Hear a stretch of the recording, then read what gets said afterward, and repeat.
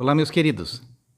Estamos aqui em mais um vídeo e hoje nós temos uma pergunta que acredito que vá de encontro não à curiosidade, mas sim à necessidade de muitos que assistem a este canal. A pergunta de hoje é 2 pontos. Como suportar relacionamentos insuportáveis? Olha que beleza de pergunta. Como suportar relacionamentos insuportáveis? É simples a questão, mas essa resposta não pode ser dada assim de cara, não é mesmo? Nós temos que ir nas bases dessa questão. E o fato é, por que um relacionamento é insuportável? O relacionamento ele começa a tornar-se insuportável na medida em que as pessoas esquecem de si mesmas. É a primeira coisa. E, via de regra, essa questão do não suportar um relacionamento é quando você deixa que o outro invada o seu mundo, né? Nós temos ainda um conceito de casamento que é um conceito de casamento absolutamente medieval. Ele tem se arrastado nos dias presentes e ele vem de estruturas que não eram nada românticas, né? Os casamentos medievais eles não eram absolutamente nada romantizados, eles eram, quando a família era abastada, para criar as uniões de interesse e favorecimento da família. Eu estou falando de reis, duques, viscondes, etc., aqueles que tinham terra, né? Então era para união de riqueza e poder. Dificilmente você tinha as relações entre duas pessoas, relações amorosas que eram mantidas entre duas pessoas casadas.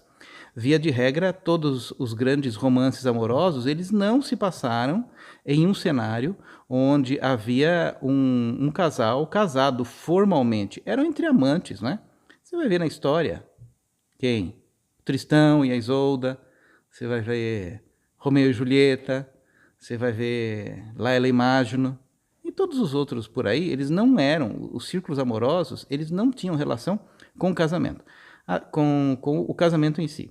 Isso aí em todas as culturas antigas. Se você observar nas culturas indianas também, você vai ver que os casamentos eram arranjados. E esses casamentos arranjados eram para favorecer com que o marido não perdesse o poder, a propriedade e aquilo que ele já havia construído, né? Muitas vezes o homem desenvolvia um relacionamento com concubinas e as mulheres mantinham relacionamentos oníricos, ou seja, utópicos, nem oníricos nem utópicos, mas platônicos, né? Nem onírico nem utópico, é platônico, com personagens que elas sabiam que nunca iam poder se aproximar dela. Então, dificilmente você via em um mesmo centro relacionamentos amorosos e casamentos. São coisas completamente diferentes. E quando não existe um relacionamento amoroso, é óbvio, é claro, e notório e patente que vai existir, em princípio, uma grande desilusão, segundo, uma insuportabilidade, porque aquela união não foi criada com base em um amor. Na maior parte das vezes é criada com base na empolgação. E essas empolgações que ocorrem nos tempos contemporâneos, elas se devem às projeções, ou à projeção ou à karma. Então, primeiro, nós já colocamos uma base de como que é a diferença entre relação amorosa e casamento. São coisas completamente diferentes e não podem ser confundidas, porque senão a interpretação e a explicação dessa sua pergunta vai ser completamente errada. Mas a sua pergunta poderia ser traduzida assim: já que a besteira foi feita, besteira já foi feita, você tá lá com um cara que só quer saber da cerveja e do futebol, ok? Ou então você... E o contrário também, né? O que você fazer? É muito simples quando você não tem filho. Porque quando você tem filho, você assumiu uma responsabilidade dentro de uma situação. Porque dificilmente você vai ter um filho criado harmonicamente sem a figura paterna e a figura materna. É muito difícil isso aí acontecer, sem que haja uma sobrecarga e subdescompensações na psique do processo formativo daquela criança. Então, muitas vezes, os casais mantêm aquela situação por conta dos filhos. E é uma coisa a ser pensado mesmo, porque todos os processos litigiosos que acontecem dentro de uma estrutura já formalizada, se refletem com uma potência muito grande na psique infantil e isso vai se desdobrar mais tarde. Então, os casais que já tiveram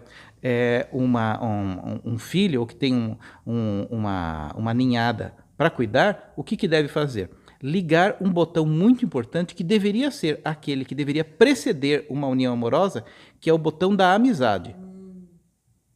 E a amizade implica particularmente na condição onde você consegue conhecer o interior do outro sem que para isso exista censura. Eu acho que, por exemplo, aquilo que é muito colocado e delegado a um plano secundário, mas dentro do meu conceito isso é uma formalização inconsciente, é que os processos relacionais de amigos são muito mais verdadeiros e co-criadores do que os processos relacionais dos dito casados, né? Então, esse conceito de amizade é você ter alguém onde você possa ter uma troca intelectual, você ter alguém que você tenha uma troca emocional no sentido de você estabelecer sintonia com aquilo que está no outro e também uma relação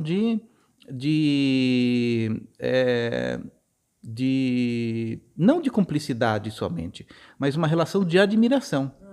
Aí, se você gostar de transar com essa pessoa, pronto, está o relacionamento feito. Mas a base que construiu a relação foi a amizade e não um delírio fundamentado em projeção. Essa projeção pode ser figura de pai, figura de mãe, diversas figuras aí, né? Ou outras coisas mal resolvidas no campo psíquico que acabam atrapalhando tudo isso. A culpa disso tudo, se é que culpa pode ser um nome que atribuído corretamente para isso, são os relacionamentos que começam a existir sem que o indivíduo tenha formado uma maturidade dentro de si. Acho que esse é o ponto.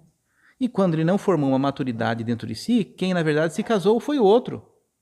Você agora, que já está incomodado com a situação, você mudou, você se transformou, mas o seu parceiro ainda é um velho, é aquele antigo. E obviamente que isso aí começa a dar uma quebra nessa estrutura relacional. O que eu acho que pode ser feito dentro desse sentido é um indivíduo, no caso, o incomodado, parar de se colocar dentro de uma questão de vítima e ele ter a consciência de que ele fez uma escolha baseado no melhor que ele tinha naquela época. E agora o que ele deve fazer é utilizar-se da energia do perdão. E não é o perdoar o outro pelo problema que supostamente o outro está fazendo, porque no fundo o outro está vivendo os valores dele. Então este incômodo deve ser transformado em uma energia de muito perdão. E quando essa energia de perdão consegue atingir estratos muito profundos da psique, da própria pessoa incomodada, ela vai dissolvendo certos equívocos que fizeram com que aquela união se consolidasse. Então, seria mais ou menos essa a minha colocação. Não, então seria, tipo assim, a pessoa ela tem que perdoar ela mesma pela escolha errada que ela fez quando ela era imatura, é isso? Ela tem que perdoar-se a si mesma por aquela escolha que ela fez. Não necessariamente uma escolha errada. Naquela época estava certo, dentro da visão que ela teve de vida, do mundo, do conhecimento que ela tinha. Mas dificilmente as duas pessoas de uma mesma relação, elas vão mantendo uma mesma velocidade de maturação. Existem pessoas que se casam com 20 anos e têm uma idade mental de 20 e continuam com a idade mental de 20 a vida toda, né? E muitas vezes essa maturação só acontece em uma das partes. Aí lá na frente acontece uma dissonância. Mas o que, na verdade, pode ser feito, e eu acho que é o melhor que o indivíduo pode fazer, é utilizar-se da energia da verdade para falar como que ela se sente frente às circunstâncias. E isso significa uma abordagem diferente na forma de comunicar-se, do sentido de que, vamos supor que você tem um marido que gosta de ficar tomando cerveja, assistindo televisão, todo largado, o final de semana inteiro. Eu acho que é muito errado você dizer assim, você é um bobo, você é um palhaço, esses times de futebol não vão dar em nada. É o gosto dele. Vamos supor que ele fique afundado na sua poltrona, no seu videogame o final de semana inteiro. É o gosto dele. Você pode criticar aquilo? Não. Ninguém tem o direito de criticar aquilo. Mas você pode dizer claramente as seguintes palavras. Eu me sinto muito incomodada quando vejo que você, com o passar dos anos, limita a sua experiência nas mesmas coisas que você limitava quando você tinha 20 anos, há 10, 15 anos atrás. Esse é um tipo de coisa que me incomoda. Então você mulher, por exemplo, supondo que seja uma mulher incomodada com o quadro do marido dessa forma, você tem todo o direito de sentir-se incomodada com o padrão comportamental do seu marido, mas jamais tem o direito de dizer que aquilo está errado, porque dentro dos valores dele é aquilo que ele está gostando. Mas esse posicionamento com muita maturidade, dizendo eu me sinto incomodada por isso que está acontecendo, ou eu me sinto incomodada porque a casa está toda rachando, está toda quebrando e você fica sentado aí em vez de consertar as paredes, né? Este incômodo deve ser deixado de uma forma muito clara até para ela mesma, a pessoa incomodada, ter uma noção de seus limites. Isso significa, sobretudo, a criação de autorrespeito. Né? Então, é a mudança na ótica do processo relacional, porque é muito difícil existirem duas pessoas iguais. Na verdade, se fossem iguais, não existiria um casamento, porque ninguém se casa com espelho. Né? Mas é importante identificarmos isto, que muitas vezes muitas pessoas se valem de certas juras que são feitas, especialmente dentro de uma criação catolicista, onde se fala, eu vou ficar-me casado até que a morte os separe. Sim, você deve continuar casado até que a morte daquilo que os uniu aconteça. Né? E muitas vezes os itens que uniu você com aquela pessoa, todos já acabaram. Absolutamente todos aqueles já acabaram. E aí, então, a pessoa precisa pensar numa reformulação daquele quadro. O grande problema que ocorre neste quadro que a gente tem contemporâneo é que existem mulheres que ficam muito conectadas com o lado feminino delas, não se conectam com o aspecto masculino e provedor e ficam com aquela parceria somente porque tem uma dependência financeira. E aí, então, nós temos um problema que ela não pode culpar o outro. Ela que foi quem submeteu-se a uma negação da sua potência e se fez dependente dentro de um quadro que ela deveria manter a sua autossuficiência. Então, todas as respostas vão de encontro a você questionar dentro de você onde que você se enfraqueceu para que você pudesse ter os seus limites perimetrais invadidos pela atitude do outro, porque o outro, que é, na verdade, aquele que é questionado, não tem nada a ver com a história. Ou seja, a resposta a tudo isso é questionar dentro de você aonde que você perdeu a sua força para que você tivesse que estar submetida ou submetido a estas circunstâncias que para você desagradam. A grande questão é que quando você tem toda essa forma de raciocínio não muito clara e simplesmente você fica no campo da sua emoção, sem que você tenha uma claridade intelectual e espiritual a respeito disso, você se vale somente da raiva e aí existe o ataque. Existindo esse ataque, você tem uma piora dentro desse campo relacional e isso, se for feito dessa maneira, nunca se conserta. A questão ela vai piorando, né? Então, todo o problema aumenta se você não tiver autorresponsabilidade sobre a situação e circunstância na qual você vive. Então, perceba que a resposta não é uma resposta simples, do tipo, faça isso, leve os chinelos para o seu marido, compre umas flores e dê para sua esposa. Não tem nada a ver com isso. Essas manifestações, essas atitudes, elas devem ser reações naturais e espontâneas quando alguma preocupação com o outro existe. Isso vai ser no campo da admiração. Agora, como o homem pode admirar uma mulher que foi perdendo a sua força? Não é difícil. E como que uma mulher vai admirar um homem que se infantilizou? Também é difícil. Então, esse homem infantilizado, quando vê que essa mulher está escapando à questão dele, deveria buscar uma maturidade, um senso de responsabilidade, um senso de comunicação, e através de uma comunicação sincera, de modo a você falar de si e não dos defeitos que você vê no outro, no meu ponto de vista, é aquilo que consegue resolver absolutamente qualquer condição relacionada ao processo de relação entre duas pessoas, seja em que nível for. Né? É isso que eu penso. Tá bom? Espero que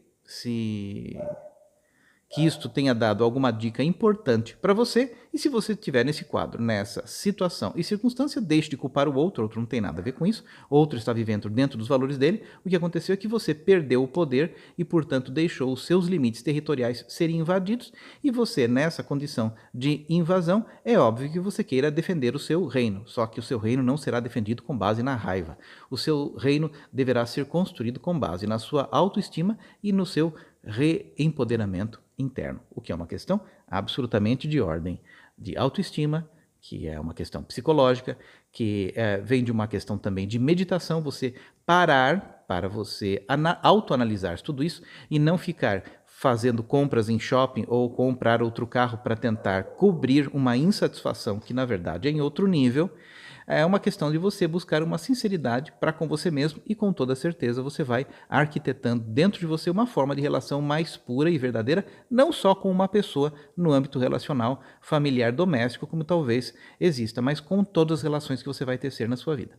Tá bom? É isso que eu tenho para dizer. Espero que eu possa ter dado alguma dica importante para você e que ela seja bem utilizada. Se você gostou desse vídeo, dê um like. Se você gostou deste canal, se inscreva caso você não esteja inscrito. E se você quiser colaborar mais ainda, fale alguma coisa, dê alguma opinião e os comentários mais relevantes eu responderei com todo prazer.